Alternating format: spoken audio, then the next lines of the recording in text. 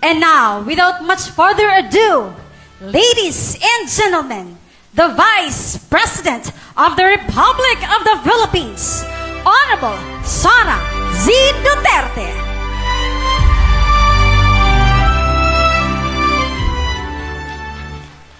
Thank you. Please take your seats.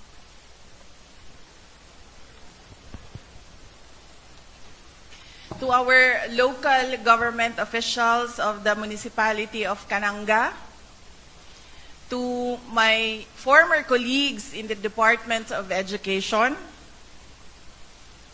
sa mga kaigsuunan nako dinhi sa Cananga ug sa Katibukan sa Leyte, to our beloved graduates, mga kababayan, Assalamualaikum warahmatullahi wabarakatuh. Madayaw ug maayong adlaw kaninyong tanan. Magandang araw sa inyong lahat. I was happy to hear the speech of Mary Chris, because my speech is another version of her message today. But essentially, it is all the same. It is about the students, about God, and their journey. This is a day to celebrate achievements and to honor the journey of our beloved students, our future leaders. Kayo ang mga magiging vice presidents ng Pilipinas sa hinaharap, at ang biyahe ninyo ay nagsisimula ngayon.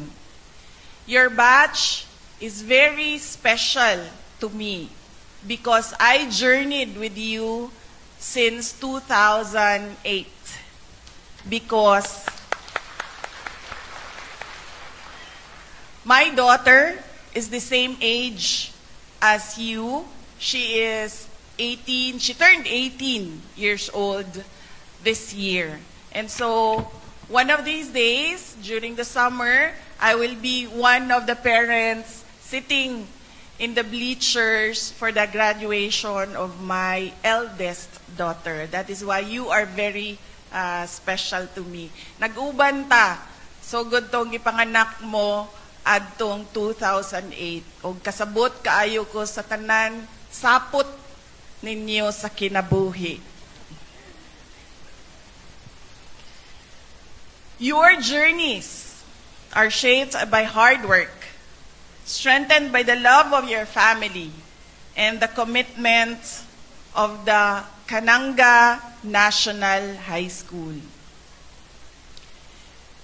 This graduation is a milestone that reflects not only academic success, but the collective effort of every person in this ceremony.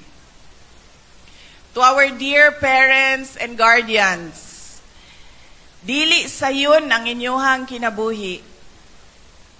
Puno kini og kakapoy, kulang sa tulog, kalisod, ug daghang luha. Ug kinahanglan usab nga masabtan kini sa atoang mga anak nga dili dali ang kinabuhi, ug kinahanglan nga masabtan nila ang importansya sa edukasyon sa ilaha. Edukasyon ang mag-alsa kanila sa kagawasan, sa kalisod. Ang krisis sa presyo sa mga produkto karon o sa kadakong pagsulay sa atong pagbangon, isip pamilya o isip usa ka nasod. Mas mulisod pa ang moabot nga mga bulan, mao kinahanglan hisgutan sa pamilya kung unsaon pag-budget sa kwarta. Kulang na gani ang kwarta kaniadto, napuno na ta og utang, ug sigurado tungod sa kataas sa presyo sa panaliton, mas mudako pa ang kakulangan karon. Akong gihangyo kaninyo nga ayaw ninyo ibaliwala ang edukasyon sa inyong mga anak. Sigurado ko daghan sa inyo ang gahuna-huna nga nak, ayaw na lang sa og eskwela karong tuiga. Kay maglisod yun ta sa kwarta. Pero bisan pa man sa kalisod, palihog pilian ninyo ang paghatag og halaga sa edukasyon sa inyong mga anak. Gilauman o giilan namo ang inyong sakripisyo o kining adlawa, inyuhan ni, labaw pa man sa akua nga inyuhang guest speaker. Mga anak, ayaw mo kalimot, ingon siya kaganina sa iyahang personal nga pagpasalamat sa iyahang ginikanan. Ayaw mo kalimot og pasalamat kanila. O kung kinsa man ang nagtabang sa inyo ha, nga makalingkod mo din ha, isip mga graduates. Magsige lang bitaw na sila kasuko sa inyo ha. Dili man na tungod kay naglagot sila sa inyo ang inyong mga ginikanan, kundi sa kadaghan sa ilahang kinahanglan huna-hunaon aron mapanigurado ang inyong kaugmaon. Mao nang kinahanglan unya pagkahuman sa atong seremonya, magpasalamat ta sa atong mga ginikanan ug sa atong mga guardians. Daghan pud no nga dili ang ilahang ginikanan ang nagpadako sa ilaha, ang nagpaeskwela sa ilaha. Mao na ang gitawag nato og mga second parents nato o mga guardians nato. To our school personnel, our administrators, teachers, and non-teaching staff of the Kananga National High School. Thank you for choosing to serve our country rather than moving abroad for better economic opportunities. Despite limited resources, rising costs, and daily pressures of your personal and professional lives, you continue to mold young minds with peace, patience, and integrity. Thank you to all of you. You are not only educators, but you are, of course, nation builders. Salamat mga pinalangga nga magturudto para han iyo diri maundang nga dedikasyon, pagpasensya, ngan mga sakripisyo, hapaghulmahan, hunahunangan, kabubuwasan, han iyo mga estudyante.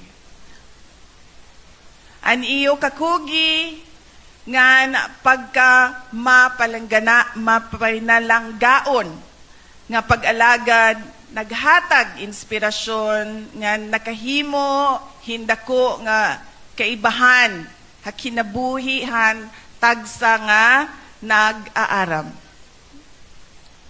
Every lesson you teach, every value you instill contributes to the future of our country. May you continue to inspire our children to be nation builders themselves. To our graduates, as you prepare to join the workforce or start your journey to college, remember that academics is important, but equally important are values. I have 4 B's, BE, that I want to share with you to keep in your heart as you navigate life. This is the same B's or BE that I remind my children every day before I send them off to school. First is be kind. Huwag kayong sumali sa pananakit at paninira ng kapwa-tao. Second, be humble. Ang kakayahan ninyo, gamitin ninyo sa pagtulong ng kapwa-tao. Third, be happy. Nabanggit ko na kanina, mahirap ang buhay. Pero dapat magpasalamat sa Diyos sa mga maliliit na bagay sa ating buhay. At pang-apat, be careful. Piliin ninyo ng mabuti ang mga kaibigan ninyo. Sila yung magdadala sa inyo sa kabutihan o sa kasamaan. Choose your friends wisely. My next reminder for our graduates are 3 things. About love, about social media, and about your health and wellness. Unahin ko na ang social media. Kasi ito yung para sa akin pinakamadali na i-discuss sa inyo. Hindi lahat ng nakikita ninyo sa social media ay tama. Huwag ninyong gayahin. At hindi lahat ng nakikita ninyo sa social media ay totoo. Huwag kayong mainggit. Be confident in yourself with or without social media. Make social media a tool for your education and not for your destruction. Second, health and wellness. Dahil kayo ay 18, 17, 19 years old, hindi nyo pa naiisip na kayo ay magkakasakit. Kaya pag tayo ay bata pa, teenagers, young professionals, medyo abusado tayo sa ating katawan. Pero tandaan ninyo, huwag kayong mag-antay na kayo ay magkasakit bago ninyo alagaan ang inyong kalusugan. Ngayon, panahon ay nauuso ang vaping sa mga bata. Dahil hindi alam ng mga magulang ninyo kung ano ang itsura ng vape. Mukha lang siyang ballpen sa paningin ng inyong mga magulang at hindi nila naaamoy ang amoy ng electronic cigarettes. Meron ako nakita kanina habang minention ko ang vaping ay ngumiti. So, ibig sabihin, alam ninyo kung ano ang sinasabi ko. Kinsa man diri ang naay-vape? Wanay mo angkon. Smoking, cigarettes, or vaping is very dangerous to your health. Especially to your lungs. Ang susunod ay ang pag-inom ng alak. Ayan, ngumiti na naman siya.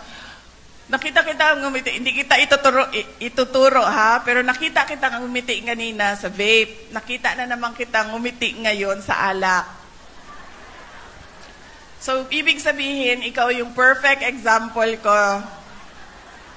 At ikaw pala yung kausap ko ngayong umaga na ito. Ang alak ay nakakasira ng atay at bato, kidneys.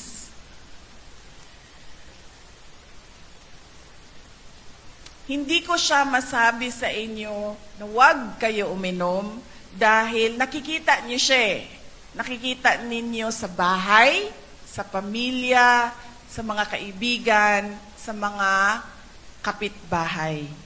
Ang gusto ko lang maalala ninyo ay ang alak hindi siya solusyon sa problema ninyo. At ang alak ay hindi siya gift o prize sa kaligayahan ninyo. Kaya dapat lagi nakikita ninyo ang warning pero hindi ninyo binabasa. Nandyan yan sa lahat ng advertisement sa alak. Drink moderately. Ibig sabihin, ginagamit siya for enjoyment, pero hindi siya ginagamit kapag meron kang problema.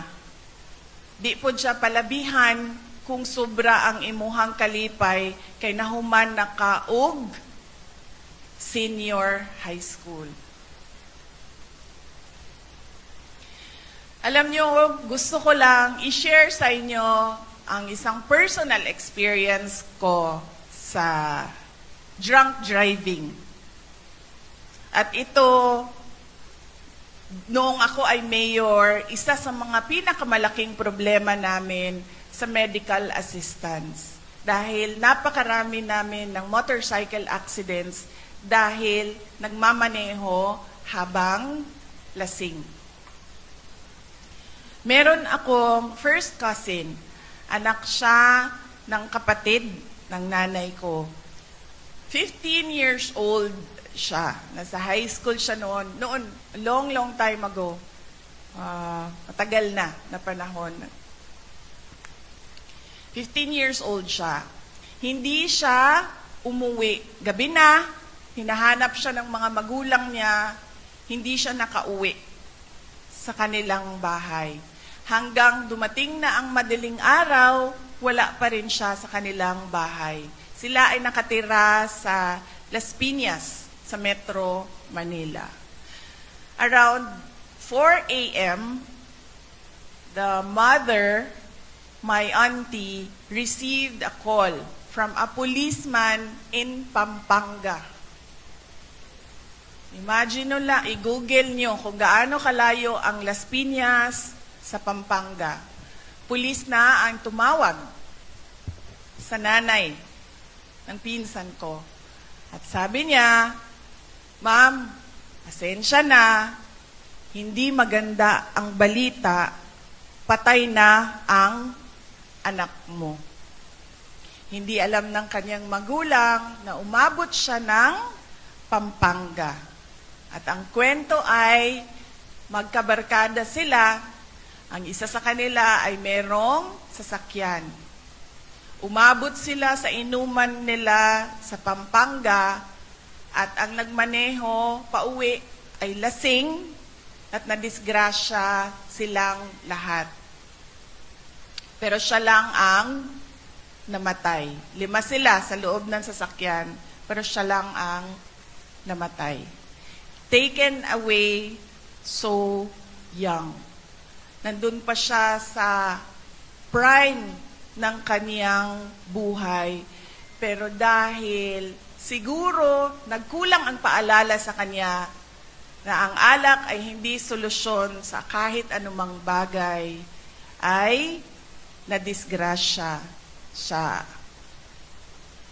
Kaya yan ang paalala ko sa inyo. Hindi man siguro kayo takot na mamatay kapag kayo ay nakainom.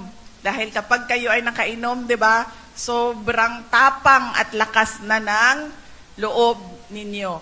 Pero alalahanin niyo lagi, mamatay, baka ako na lasing, hindi ako mamatay, pero baka may masagasaan at ako at makapatay ako ng ibang tao.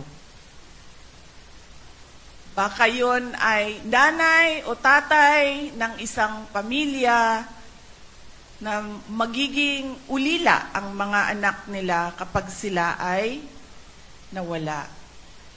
Kaya alalahanin ninyo sa usapang health and wellness,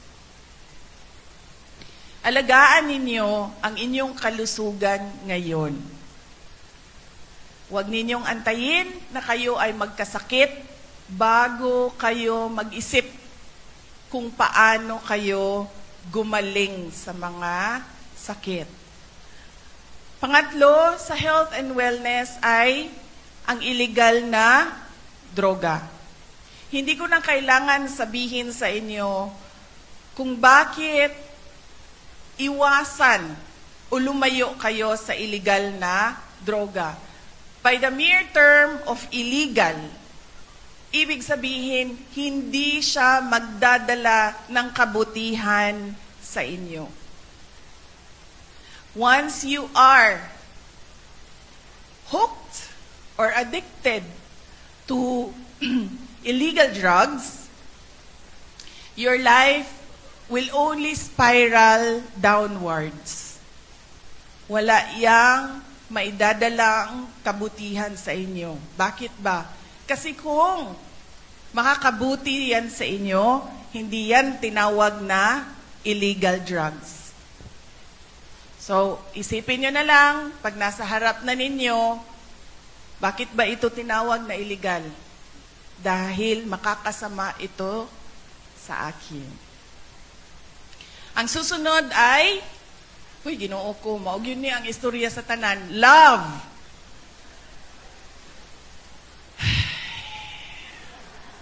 Kinsa man sa inyo din ang gibulagan bago ang graduation.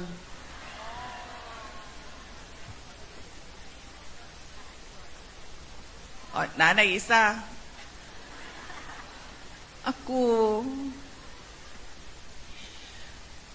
Saon ba na nako pag-explain sa inyo ang gugma, oy? Kay, di man ko siya illegal, ma'am. Dapat himuong illegal ning dapat himuong illegal ning gugma eh. Para dili madaot ang inyohang kinabuhi.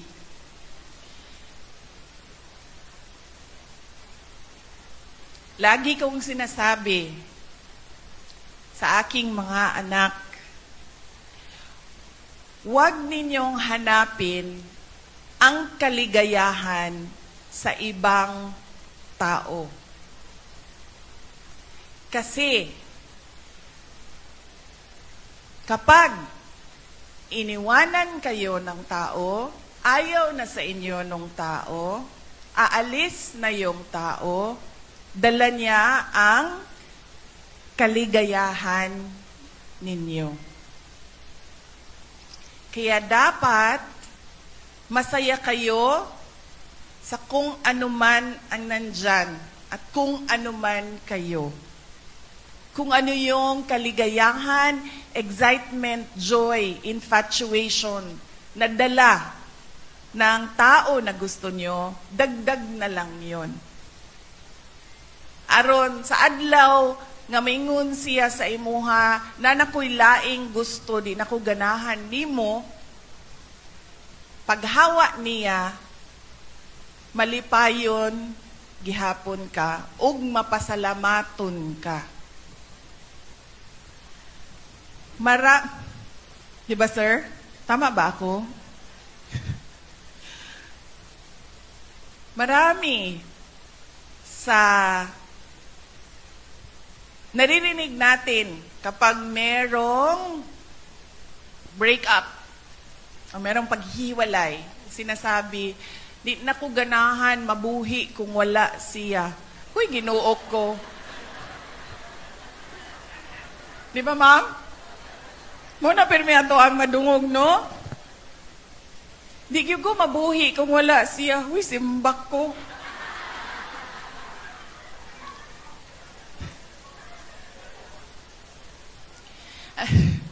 As you journey through life, you will meet a lot of people.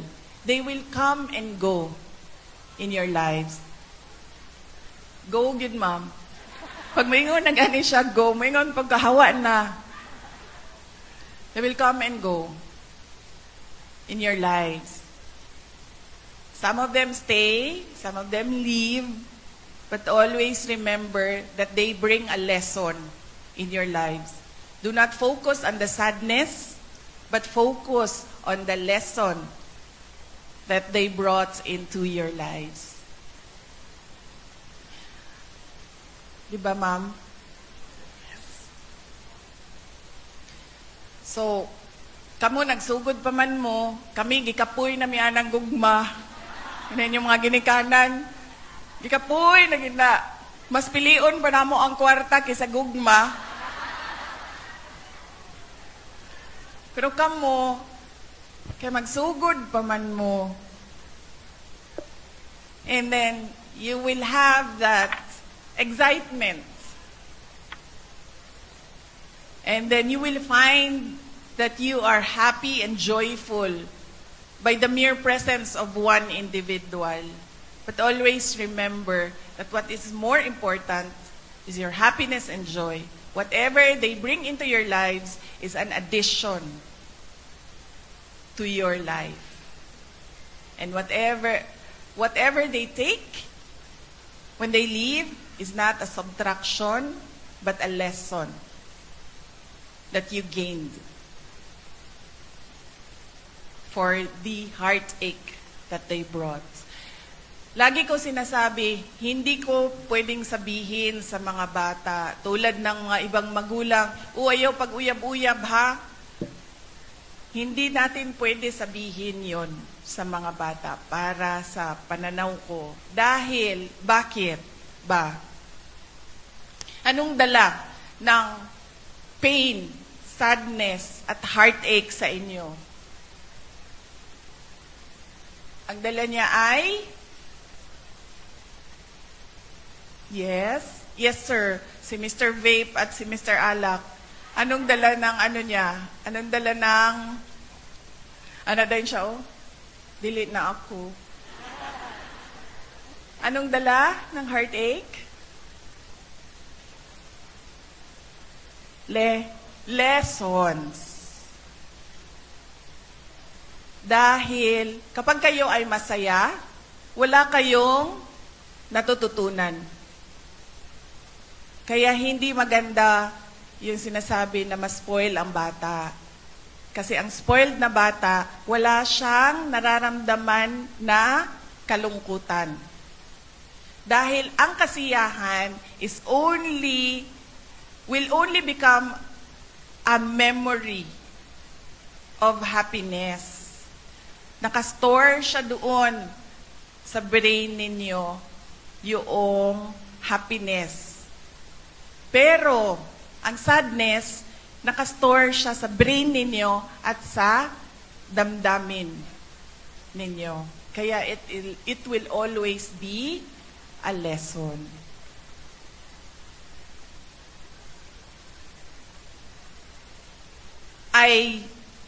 Kanina, pagpasok ko, nakita ko na this looks like a college graduation.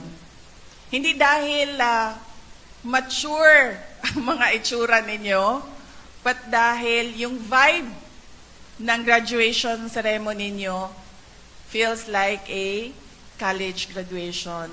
And I was happy to feel that vibe, and I look forward 4 years after, 5 years after, to hear that some of you, and I hope all of you, are college graduates and ready to face on the world with your learnings and your diploma. And I truly pray to God that that will happen for you in the next 4 to 5 years.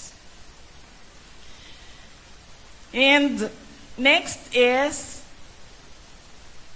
ang kanaganing panlibre, kay mong anak naman na tanan sa inyo, uy, graduate na ka, maglibre ka. So, kinahanglan mo og graduation gift. Ma'am, sila po ang graduate, ma'am.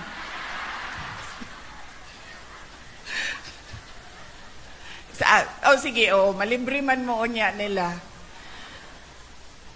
Ang amo ang flight kaganina niabot siya sa Tacloban o 5:15 a.m. So from 5:15 hantod a little before 9:30 tulog ko sa sakyanan. So wala ko naka-check kung naabay mga nagabaligya og lechon manok dinhi sa inyo sa Kananga. Doon na ba lechon manok dinhi? Okay. Grabe yung palakpak sa tag-iya sa lechon manok. Hay, salamat na ako'y halin noon yung gabi. Hurot ang ako ang inventaryo.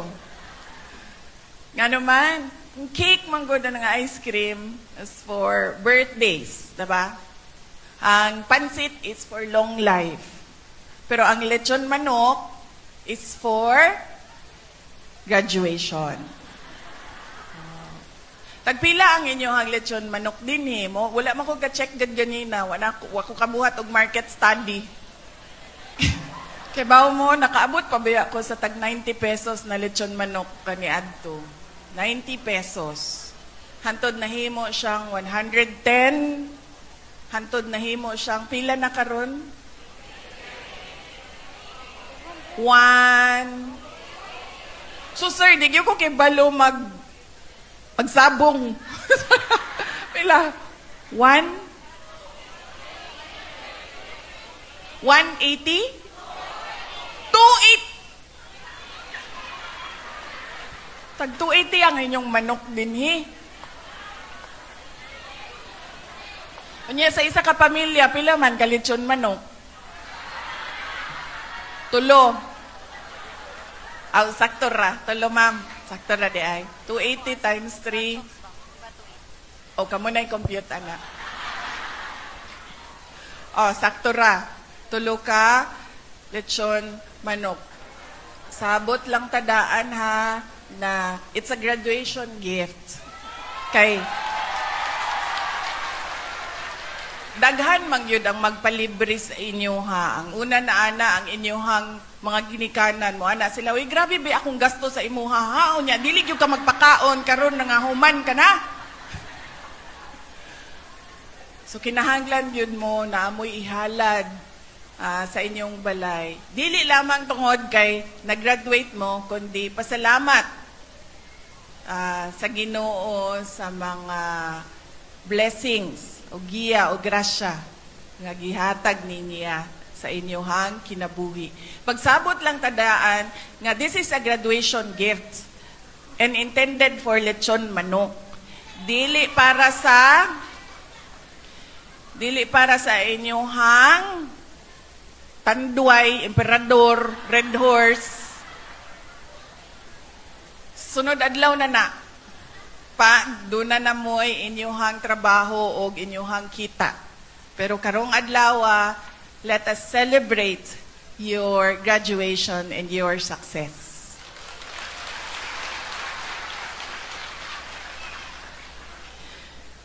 Life will not always be easy. There will always be struggles, financial, emotional, and of course, personal. Remember to make God your friend. He will lift you up during your hardest battles. Mga kababayan, ang lahat ng ginagawa natin ay para sa Diyos, sa bayan, at sa bawat pamilyang Pilipino. Syukuran. Thank you so much, VP Sara, for your very inspiring message and for the lechon manok as your gift for our graduates. It is our great pride and honor that you are with us today. Again, thank you so much. And for the photo portrait,